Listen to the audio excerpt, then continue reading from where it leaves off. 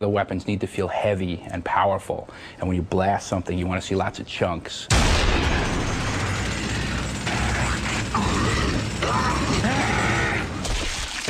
The way that the player interacts in Gears of War is by shooting the world. That's essentially his virtual hand. And what he does is he essentially reaches out and touches the environment. He's touching his enemies to eventually defeat them by unloading bullets into them. The gun is the only thing keeping you alive in the game, and so you're constantly sort of looking for the next good weapon, the next weapon you can find, the next piece of ammo, and it's sort of that search. Sort of you can do that bond of, this is what I need to survive. The weapons in Gears generally tend to shy away from some of the kind of laser beamy weapons you see in a lot of sci-fi environments. It was really more about something that looks like a gun, feels like a gun. It's really why we sort of went with sort of this kind of Vietnam-esque type of weaponry, that everything is a ballistics weapon, everything feels real. It's not energy weapons, not laser weapons. So your arsenal has expanded in Gears 2, and we have these heavy weapons. The first one's called the Mulcher. It's a heavy Gatling gun. Kind of based off the Predator, kind of raw, you know, just go crazy and mow everything down. We have a long-range mortar, which is heavy as well. You can take out enemies from what feels like it's about half a mile away. Then you have to plant it and you have to crank it to get to whatever trajectory you shoot. We have the Scorcher, which is our take on a flamethrower. If you reload the gun perfectly, the shot goes further and it burns your enemies to a crisp, and there's much screaming and rejoicing when that happens. And then we have a really cool weapon called the Gorgon, and this is kind of a semi-automatic pistol. And this works well because you can take your enemy hostage and then grab this pistol and essentially take them out in a very quick and dirty fashion. We've added a new grenade, which is the poison gas grenade, what we call the ink grenade.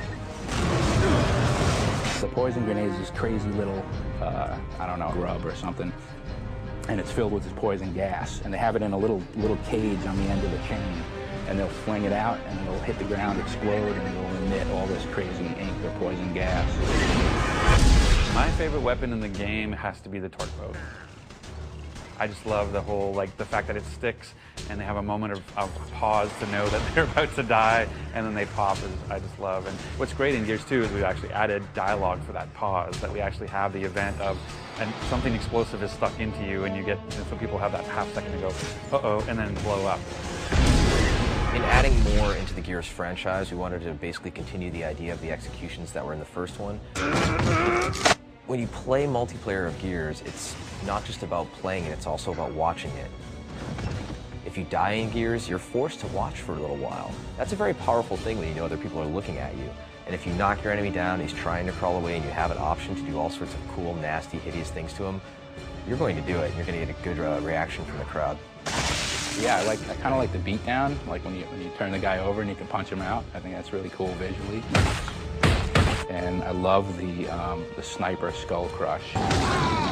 You know, he just takes that sniper rifle, swings it over his head, and you can just flatten dudes, which is great.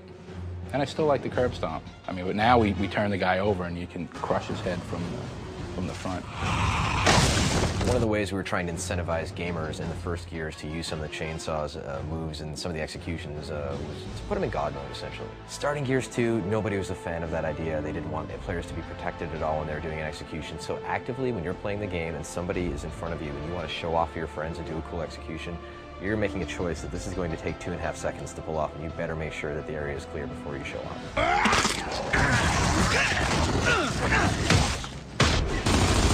In Gears 1, when two players would come at each other with chainsaws, it was pretty much a random outcome as far as who would win.